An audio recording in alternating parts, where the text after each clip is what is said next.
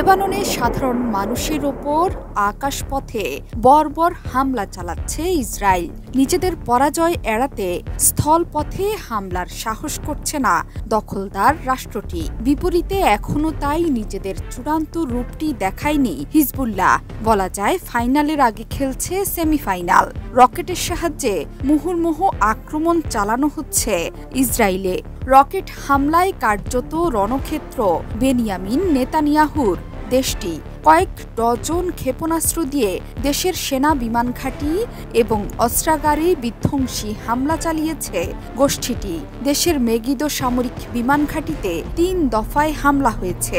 Haifa শহরের পূর্ব দিকের Ramat David বিমান ঘাঁটিও ক্ষতবিক্ষত। এখনও আগুন জ্বলছে সেখানে। স্থানীয় গণমাধ্যমগুলো বলছে মঙ্গলবারও ইসরায়েলের একটি বড় অস্ত্রাগার টার্গেট করে হামলা চালায় হিজবুল্লাহ। আর রোববারের হামলায় হিজবুল্লাহ ব্যবহার করেছে দূরপাল্লার রকেট ফাদি-1 ও ফাদি-2। হিজবুল্লাহর এই রকেটগুলো খুব দ্রুতই ফাঁকি দিতে পারে আকাশ প্রতিরক্ষা ব্যবস্থা। ১০০ কিলোমিটার পর্যন্ত দূরত্বে প্রবল বেগে হামলা চালাতে পারে শক্তিশালী এসব রকেট। অক্টোবর থেকে দুই পক্ষের মধ্যে পাল্টাপাল্টি রকেট ও বিমান হামলা শুরুর পর ইসরায়েলের সবচেয়ে গভীরে এটাই ছিল সশস্ত্র গোষ্ঠীর প্রথম রকেট হামলা। এই রকেট হামলার জেরে পালিয়েছে শত শত ইসরায়েলি। অনবরত রকেট হামলায় উত্তরাঞ্চলের সব স্কুল বন্ধ রাখার নির্দেশ দিয়েছে ইসরায়েলের বেসামরিক প্রতিরক্ষা সংস্থা।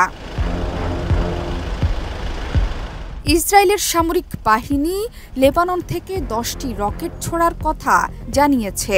এসব রকেটের অধিকাংশই লক্ষ্যবস্তুতে আঘাত করার আগেই জব্দ করা হয়েছে বলে দাবি করেছে ইসরায়েল।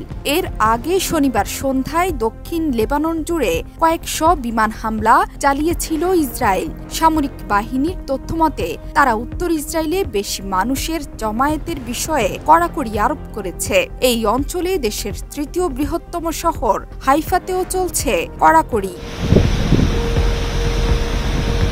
মনে করা হচ্ছে ২০০৬ সালে ইসরায়েল এবং হিজবুল্লাহ যুদ্ধের পর এবারই প্রথমবারের মতো ইসরায়েলের অভ্যন্তরে ২০ কিলোমিটারের বেশি দূর পর্যন্ত পৌঁছেছে হিজবুল্লাহর ক্ষেপণাস্ত্র। এবারই প্রথমবারের মতো ৪৫ থেকে ৫০ কিলোমিটার দূরের লক্ষ্যবস্তুতে আঘাত করেছে সংগঠনটি। শুধু তাই নয়, হাইফা শহরের পূর্ব দিকের রামাত ডেভিড বিমান ঘাঁটি সহ বিভিন্ন এলাকায় রকেট জব্দ করা হয়েছে। এক বিবৃতিতে হামলার কথা নিশ্চিত করে হিজবুল্লাহ জানায় এবার তারা ফাদি-1, ফাদি-2 রকেট ছুড়েছে। গত কয়েক মাসে তারা ইসরায়েলের দিকে সেসব রকেট ছুড়েছিল তা ছিল দ্বিতীয় বিশ্বযুদ্ধের সময়কার সোভিয়েত রাশিয়ার তৈরি কাতিউসা রকেট। ইসরায়েল ও হিজবুল্লাহর ভয়ানক এই সংঘাত এই অঞ্চলে সর্বাত্মক যুদ্ধের শঙ্কা তৈরি করে দিয়েছে। চলতি সপ্তাহে গাজা উপত্যকার বদলে লেবাননের ইরান সমর্থিত হিজবুল্লাহর ওপর তাদের সামরিক অভিযানের লক্ষ্য ঘুরে যাবে বলে ইঙ্গিত দিয়েছে ইসরায়েলি কর্মকর্তারা। তার মানে লেবাননে স্থল অভিযান চালানোর ইঙ্গিত দিচ্ছে ইসরায়েল। তবে সেটি কোনোভাবেই চায় না যুক্তরাষ্ট্র, কারণ পশ্চিমারা ভালো করেই জানে কোনোভাবে ইসরায়েল যদি লেবাননে স্থল অভিযান শুরু করে তাহলে নিজের আসল শক্তি উন্মোচন করবে হাসান নাসরুল্লাহর হিজবুল্লাহ। জোহরা চৌধুরী সেতু, ৭১।